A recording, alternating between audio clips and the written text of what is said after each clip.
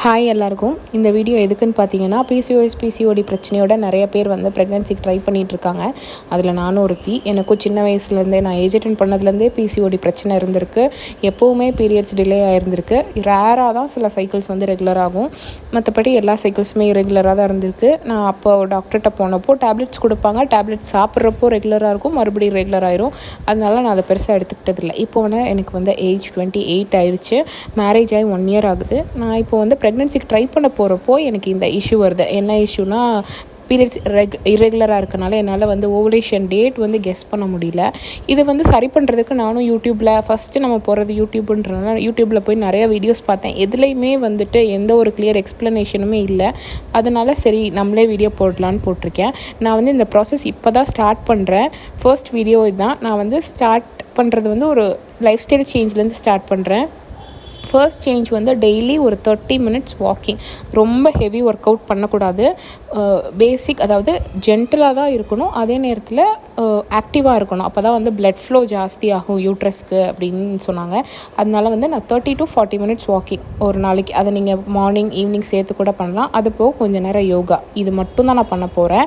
பிசிஓடியில் வந்து என்ன இஷ்யூன்னா, நான் முன்னாடியே சொன்ன மாதிரி ஓவலேஷன் கரெக்டாக நடக்காதுன்னா எக்கு வந்து கரெக்டாக மேபி டெவலப் ஆகாமல், இல்லைன்னா ஒரு மாதிரி அண்டர் டெவலப்டாக பாதி டெவலப் ஆகாமல், இல்லைன்னா கரெக்டான டைமுக்கு ரிலீஸ் ஆகாததுனால தான் நமக்கு வந்து அந்த பீரியட்ஸ் சைக்கிள் வந்து 30 days முடிய போகிறது எக்ஸ்டெண்ட் ஆகிட்டே போகுது.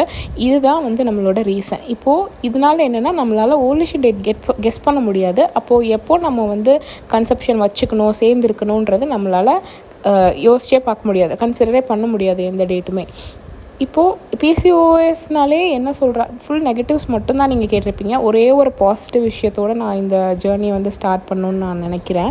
ஒரு பாசிட்டிவ் விஷயம் என்னென்னா, ஏஎம்ஹெச் வேல்யூ, அதாவது நம்மளோட எக் ரிசர்வ் வந்து ஜாஸ்தியாக தான் இருக்கும் கம்பேரிட்டிவ் டு நார்மல் விமன்ஸ்க்கு. இப்போ 28 நார்மலாக இருக்கவங்களுக்கு கம்பேர் பண்ணும்போது பிசிஓஎஸில் இருக்கவங்களுக்கு நிறையா எக் வந்து இருக்கும். அதனால வந்து டிலேட் ப்ரெக்னென்சினாலும் ஒன்றும் பிரச்சனை இல்லை. நான் டாக்டர்கிட்ட ஃபர்ஸ்ட் கன்சல்டேஷனுக்கு போனேன். இப்போ தான் போன மாதம் போனப்போ அவங்க இந்த 2 டேப்லெட் கொடுத்துட்டு ஒரு 2 months சாப்பிட்டு பாருங்கள், 2 to 3 months ஏதாவது இம்ப்ரூவ்மெண்ட் தெரியுதா. ஏன்னா நான் அப்போது டெஸ்ட் எடுத்து பார்த்தப்போ வந்துட்டு ஹார்மோன்ஸ்லாம் கண்ணா பின்னான்னு இருந்தது. எல்ஹெச் ஹார்மோன், அதாவது அதெல்லாம் வந்து ரொம்ப எக்ஸ்ட்ரீமாக 14, 15 அப்படிலாம் இருந்தது. செகண்ட் டே அப்படிலாம் இருக்கக்கூடாது. இந்த 2 டேப்லெட் கொடுத்துட்டு ரெகுலர் ஆகுதான்னு பாருங்கள்.